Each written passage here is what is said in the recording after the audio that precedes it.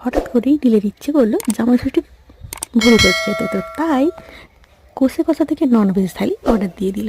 এই থালিটা একটু কস্টলি ছিল, বাট টেস্ট কিন্তু হেভি। তো যাই হোক, এর মধ্যে কী কী আছে তোমাদের একটু বলে দিই।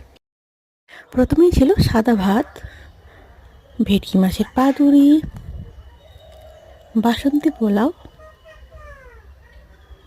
এই দেখো পাতুরিটা খুলে দেখাচ্ছে তোমাদের। আর এখন থালিটা রেডি করে নিয়েছি। সাথে ছিল আলু ভাজা, দুটো লুচি, আর আলু ফুলকপি, স্যালাড, ডাল, আর এখানে ছিল খেজুরের চাটনি, মিষ্টি, পাঁপড়। এটা হচ্ছে চিকেন, আর হচ্ছে শুক্তো। এই হচ্ছে আমাদের থালি। তো চলো এখন আমরা খাওয়াটা শুরু করি।